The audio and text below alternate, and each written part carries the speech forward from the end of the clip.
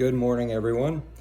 Back with you again, and we're going to continue, as I shared last week, a word toward pastors. If you missed that, I would encourage you to watch it. Pastors need friends, especially in their own congregation. The ministry can be a lonely lifestyle, and that's what I was sharing last week.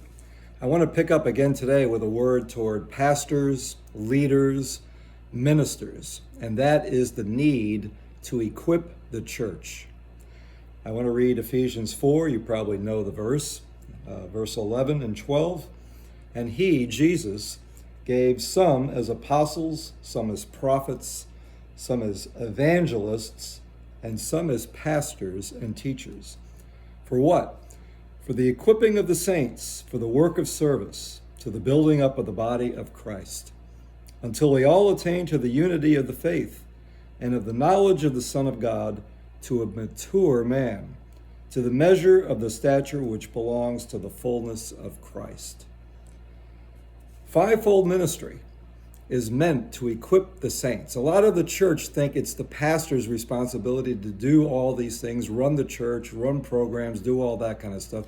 After all, that's what we pay him for. That's their thinking.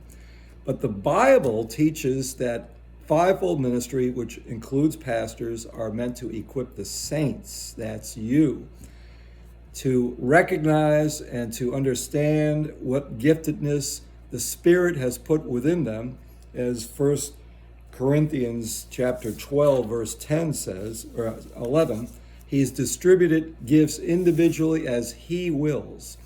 So with that, we want to see the cultivation and the nurturing of spiritual gifts to release people into spheres of ministry. They're not just meant to be sitting on a pew for years. So the need for equipping. There's wrong mindsets among leaders that look at the church in a wrong way. One of them I heard years ago, back in the 80s. It said church people cannot be seen simply as children and keep them busy so that they won't get into trouble. What kind of a mindset is that? And the thing with that is you have to see, as I just said, that they have gifts given to them by the Holy Spirit. So they need training, they need equipping, they need expression for what they have in them. And you know what? If this isn't there in the level of a local leadership, you know what people in the church tend to do, some of them anyway? They'll go find parachurch ministries, discipleship training schools like Youth with a Mission, Bible schools, something to get deposited, invested in them that the local church is not giving them. Maybe they're not capable of that. They don't have that vision. And that's fine. You go off and you get training. You can come back and be a blessing to the local church. That was my story. But other people don't want to see that at all. They just want to keep the status quo. And I'll get to that a little bit more in a minute. So pastors, whether you're male, female, a father or a mother in the church, you've got to see this, that they need equipping. They need to seize their destiny, be released into it. Unfortunately, if you are insecure, maybe jealous even, of people in your own congregation, you will tend to look at them as, what can they do for me? Self-ambition. Instead, we need to be godly and caring and model Christ. I like 2 Timothy 2:2 here. Paul writing, the things which you have heard from me in the presence of many witnesses, entrust these to faithful men who will be able to teach others also. That's reproduction, which we talked about, or actually we're going to talk about it in a little bit in today's lesson. So it's good and profitable for pastors to know where their people are at so they can equip them, they can impart to them, they can deposit in them, they can make an investment in them. If they're not doing that, if the church doesn't go off to parachurch ministries, you know what they'll do? They'll find another church. It'll be an endless circuit of looking for someone who believes in that individual and will train them up, take them under their wings, mentor them, and give them expression. So God is putting vision into his people that correspond to their gifts. He's been doing that for a long, long time. But do we recognize that? Are we aware of that? The other thing I think of with this, well, let me just say this before I get to that. Wrong mindsets in leaders. They think that the church is there simply to help them serve their vision. I remember coming across the word dissident in the 80s. Someone used that. What they were referring to was church people who were rebellious. But what it might have been was church people who did not agree with their particular mindset and the way that they raised up or the lack of raising up people. The other factor in this, I think, is control. The dreaded C word. I've heard a good number of people over the years said, I was in that church, but I had to leave. Why? I've really discerned and sensed a real controlling spirit there in the leadership. Whether that was true or not from their perspective, and I think in some cases it was true, they'll move around and go to the church across town, maybe a few towns over, they've heard this or that, and they'll try that one there, thinking maybe they'll see something in me. I know I've got gifts, but they need to be brought out. So I think the vision of equipping the church will somewhat keep that from happening. People floating all over the place looking for, mentoring and expression. Today, in a wrong kind of a leadership mentality, the church is looked upon simply to show up. Attendance, very important. You come for a few weeks, then you're not there for a few weeks, and you come back. That drives pastors crazy. The other thing is to give money, monetarily, support this ministry. We've got expenses, buildings, staff, whatever, and that's fine. And then to serve in some kind of capacity.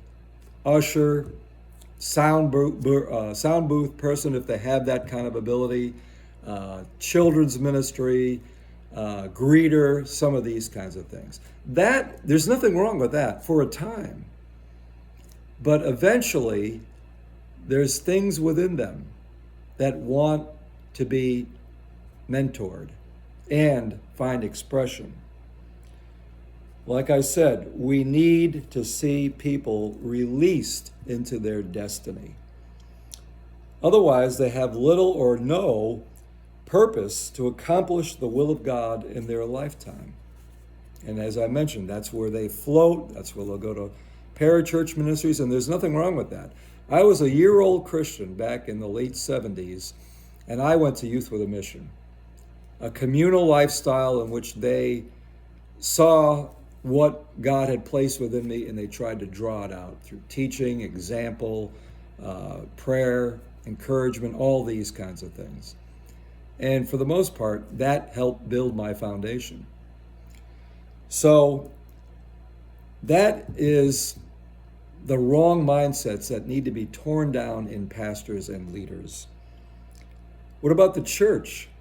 Do they have wrong mindsets? I think they do.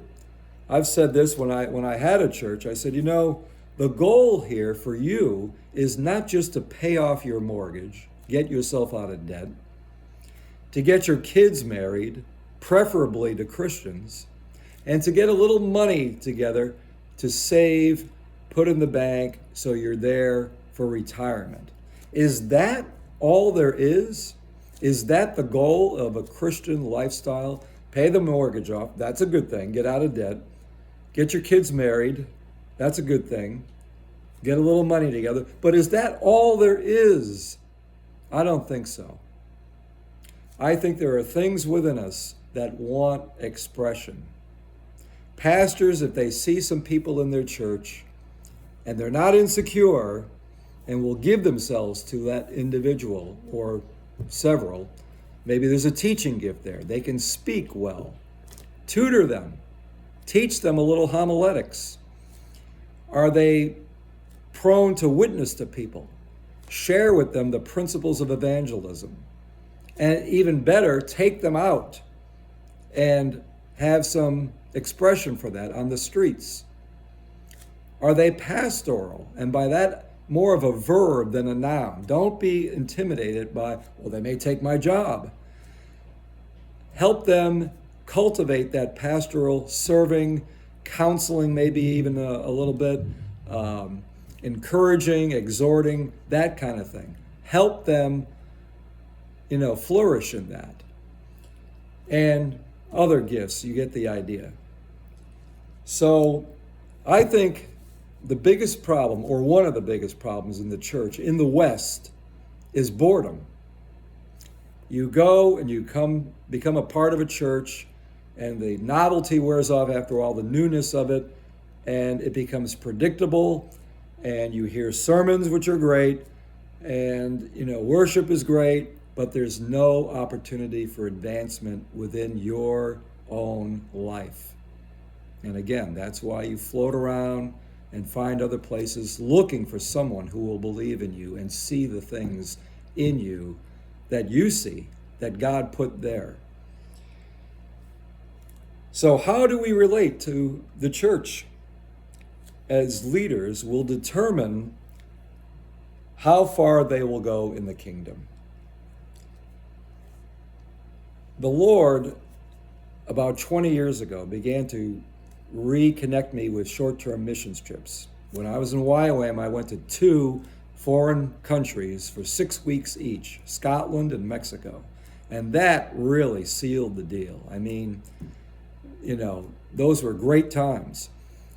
But then he shifted me more toward learning the pastoral ministry, how to preach, teach, all these things. And I went to Bible school. And I didn't go anywhere for 25 years. And then around the year 2001, a pastor friend of mine took me to the Philippines twice, once 1 year and the next year as well. The second year I took about, I think, a half a dozen people with me. He had a dozen, and we went to the Philippines for 10, 12 days, something like that. And eventually I saw, I can do this. And the Lord gave me the green light. Go ahead and raise up people to expose them to short-term missions. And that's what we did. We went to various places, Spain and Morocco, Russia, Thailand, South Africa twice, Peru 4 times. And you know what I would do? I saw from Acts chapter 20, I'm not going to have you turn there, but Paul had a team. And it was after Barnabas and Silas. He had people that you might never have heard of. What were their names? Sopater, Tychicus, Trophimus. These people, look at Acts 20 verse 4 on your own. Aristarchus. And he reproduced himself in these people, and then when he'd go on a missions trip, he'd send them out, probably 2 by 2 like Jesus did, and they'd cover a lot more ground than Paul could by himself. And so I saw this. I'll use Peru as an example. First time we went there were 14 of us, which I thought, that's too many. But as it turned out, the Peruvian pastor and his wife set up an itinerary for us that had a lot of ministry. And so I took the people who I knew could speak well and gave them opportunities, whether it was in a building or a house church meeting or whatever, and put a couple of people around them for praying for people and just supporting him or her. And that's what we did. So 2 or 3 people in various places. And they loved it. They said, this is what church life is all about. And they grew exponentially. And then wanted to come back on the next time we went on a trip. So the whole idea with that is to raise people up, equip the saints for the work of service. And I'm not just saying it's all about missions teams. There's a lot of different ways and avenues in which the people can be built up and equipped. I'll close with this. You're a father or a mother. You have children. What person in their right mind would say, well, I don't want my kid to make more money than I did? That would be disrespectful. I don't want my child to accumulate more degrees than what I have. That would be embarrassing. They can't have more success than me. That would make me feel low. Who in their right mind would think like that? A parent wants the child to outshine them. You got an opportunity to make more money? Go for it. You can get a bachelor's degree, a master's degree, whatever. Go for it. You don't hold them back. You don't hold on to them tight. You release them and let them carve out their trail. Release them into their destiny. One of my 4 children left home at 18, went to college, never came back. Well, he came back for the summer or Christmas or whatever, but he never lived with me and my wife again. Why?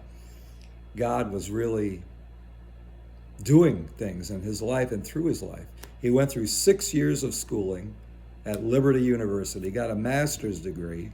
Then he met a wonderful gal down there, and then they got married, and now they have 1 child with another one on the way. They've got good jobs, they're productive, they're solid as Christians and as people. That's what it should be like. Maybe not in every situation, but I couldn't say, gee, I don't see him anymore. I only see him a few times a year. I'm happy for them. They're doing what they're called to do, raise their own family. Unfortunately, pastors hold on to people tightly, whether it's because they give a lot of money, or they're always at the church for meetings, or they run programs or whatever. You need to equip them, train them up, give them expression so that they will be led of the Lord to seize their destiny. It may not be with you, and that's okay. So that's what I wanted to share with you today. The word for pastors to equip the church for the work of the ministry. Next week, I think I'm leaning toward talking about preventing a church split, which will attract some attention. All right, so until that time, be blessed, enjoy this wonderful weather we're having, and we'll see you next Saturday.